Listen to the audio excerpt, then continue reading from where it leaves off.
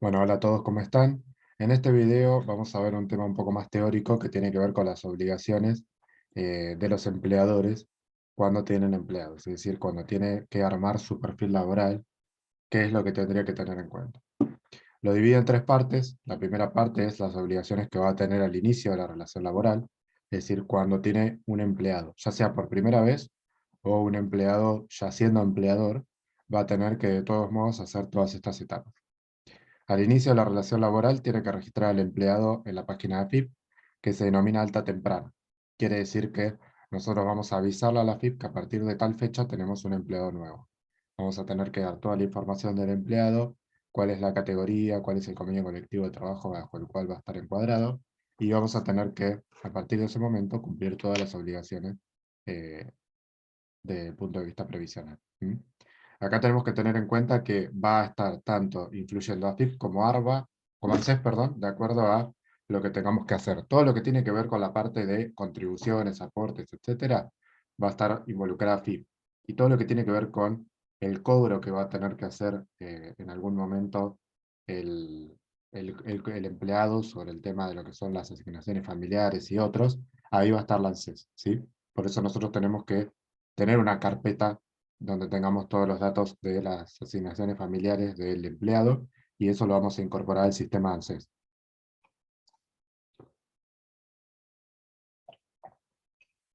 Estos dos puntos nos muestran que queda a cargo del empleador toda la comunicación relacionada a los organismos públicos para avisarle que ese empleado está registrado. ¿Mm? Luego vamos a tener que contratar la obra social, la RT y el seguro de vida. En el caso de que ya tengamos algún empleado, ya lo vamos a tener contratado todo, pero vamos a tener que adherir al empleado a todos estos lugares, ¿sí? La RT por lo general se le da una tarjeta, se le avisa cuál es, para que si el empleado tiene algún problema, sepa a dónde recurrir, en el punto de vista de un accidente laboral. La obra social también, para que pueda ir a hacer sus trámites de afiliación, en el caso de que tenga que hacer alguno, por ejemplo, afiliar a su familia, y también para cuando necesite utilizarla. Y el seguro de vida es un seguro colectivo obligatorio que, digamos, tiene que contratarlo y abonarlo el empleado. Por supuesto, proveer todos los elementos necesarios para el trabajo y también de protección y seguridad. Esto habitualmente ya está como tan naturalizado que uno ni se da cuenta, pero ocurre, por ejemplo, un escritorio y una computadora si es un trabajo de oficina, o elementos de protección si tienen que ver con un trabajo que esté bajo riesgo, por ejemplo, subir en altura, entre otras cosas. ¿Mm? Bueno, en el caso del COVID, por ejemplo, el proveer los barbijos, ¿sí? Apertura de cuentas sueldos para el empleado, eso también, sí, hay que abrirle una cuenta bancaria por donde vamos a ir depositando todos los saberes. Y también los legajos y la documentación laboral, que como ya les fui mencionando, tenemos que tener los legajos del empleado, los legajos de licencia, los legajos de asignaciones familiares, ¿sí? En forma periódica vamos a tener que, digamos, nosotros liquidar el sueldo de las cargas sociales. Como ustedes saben, por lo general lo hace un contador o alguien que haya estudiado,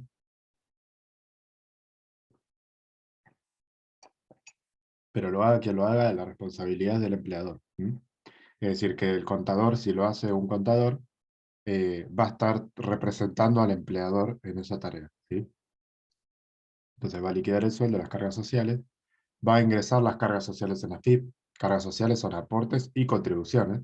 Los aportes son los que se descuentan del sueldo bruto para llegar al sueldo neto, es decir, lo que nos sacan del sueldo a nosotros, los empleados.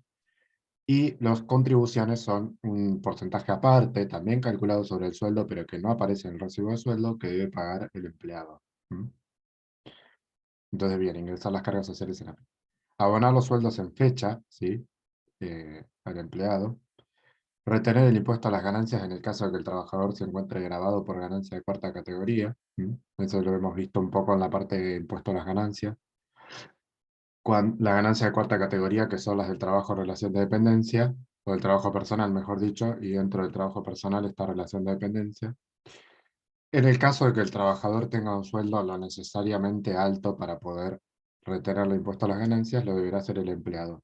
¿Mm? O sea que ahí se mezcla un poco la parte laboral con la parte tributaria. Y otorgar las prestaciones adicionales en tiempo, ¿sí? Posiblemente falte alguna acá, simplemente es un esquema para tener en cuenta qué es lo que no hay que olvidarse. Y después, las obligaciones al finalizar la relación laboral, si bien parecen pocas, no son. porque yo les puse abonar indemnización y demás componentes, pero en realidad ahí tenemos que hacer un análisis importante, porque hay muchas maneras a partir de las cuales la relación laboral puede finalizar. Desde una renuncia o la finalización de términos si el contrato era a plazo fijo, hasta un despido sin causa o con causa, que esos despidos, por ejemplo, requieren de varios componentes salariales, ¿sí? Además hay que ver en qué condiciones fue el despido, por ejemplo, si hubo un preaviso o no hubo un preaviso, si se le estaba deudando algo o no, si le estamos adeudando las vacaciones, por ejemplo, del año. Bien, entonces ahí hay un montón de componentes que se deben abonar de acuerdo a la situación en la cual se dio el cese de la relación. Y entregar el certificado que acredite los servicios prestados. O muchas veces se olvida de solicitar y de dar el empleador, sobre todo cuando la relación laboral no termina por ahí en los mejores términos, o cuando alguien ya no quiere directamente tener más relación con ese empleador. Bueno, antes de terminar el video les voy a mostrar que en la página de Infolec ustedes pueden acceder a la ley de contrato de trabajo, la buscan, y en el capítulo 7, que sería el artículo 62 en adelante, específicamente es hasta el artículo 89, tienen todo lo que son los deberes y los derechos y obligaciones de los trabajadores y de los empleadores, por eso dice de las partes, ¿sí? Las partes son las dos, y van a encontrar acá una serie de cuestiones importantes. Por ejemplo, yo hasta recién le dije todas las obligaciones del empleador, pero por ejemplo el empleador va a tener la facultad de organización y la facultad de dirección.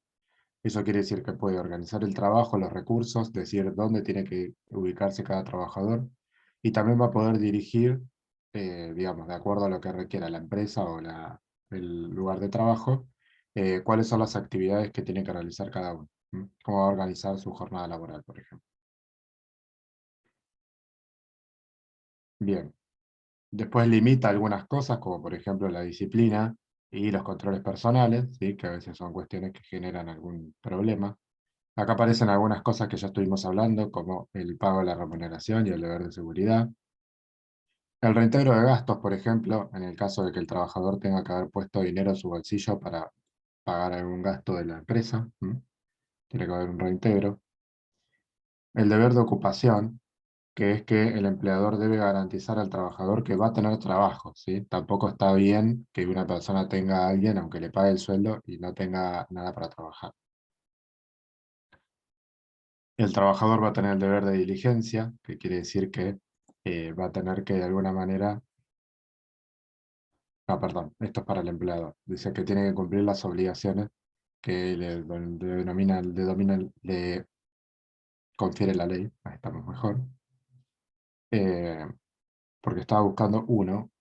Acá está, deber de diligencia y colaboración, que es que el trabajador debe, digamos, de alguna manera prestar colaboración a la organización donde trabaja, prestando un servicio con puntualidad y dedicación. Y también el deber de fidelidad, que tiene que ver con guardando reserva o secreto de las informaciones que tenga a la hora de estar dentro del puesto de trabajo, ¿sí? Bueno, y así hay otros, así que lo pueden buscar y estudiar porque realmente es un tema interesante, sobre todo nos interese esta disciplina o no, ¿sí? Porque muchas veces también es importante saber como empleado, por ejemplo, qué derechos tengo, o como empleador, qué obligaciones debería cumplir. O por ejemplo, como liquidador de sueldos si trabajamos para una empresa. Así que bueno, nos vemos en el próximo video.